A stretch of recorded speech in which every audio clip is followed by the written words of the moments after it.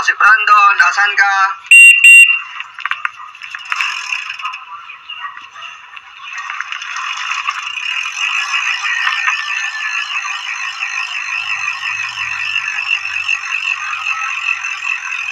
Tara na, ito si Brandon, padyak na.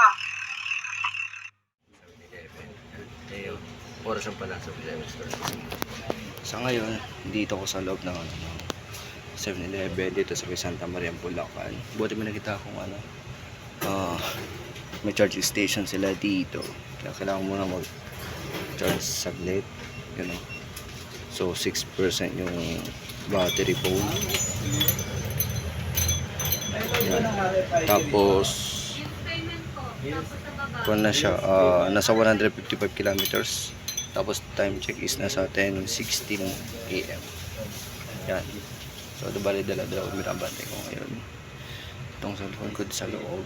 Tapos yung bike ko dyan sa labas. Yan siya, nakaparada dyan.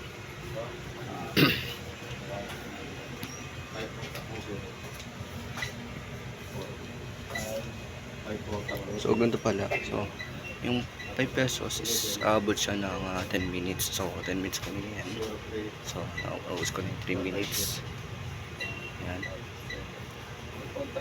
Ito may ganito pa dito.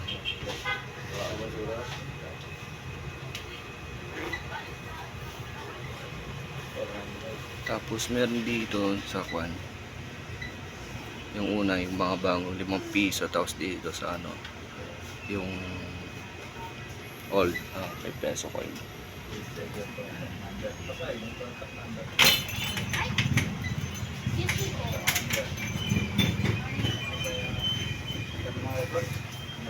Yan, 7-Eleven na here at Santa Maria, Bulacan. Charge muna bago umalis.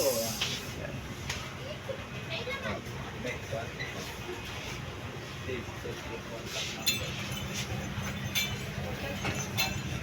Gusto ko rin sana mag-merienda. Gusto rin sana kumain.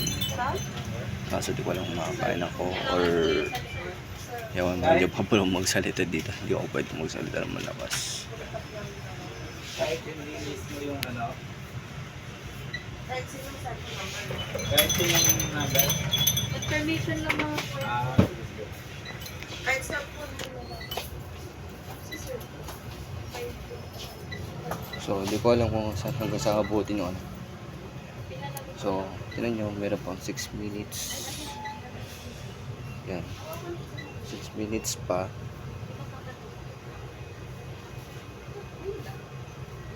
Tapos, check natin kung anong percent yun. So, 8%.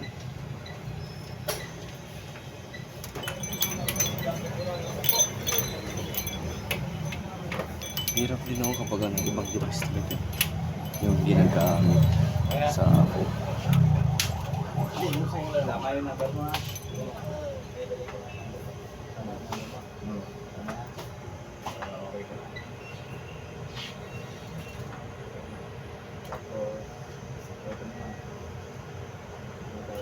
So yun, dibali mag-charge mo kaya sa cellphone ko para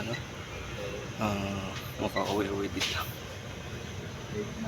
Yan, sige, dibali mamaya na lang uli yung ibang update. Yan.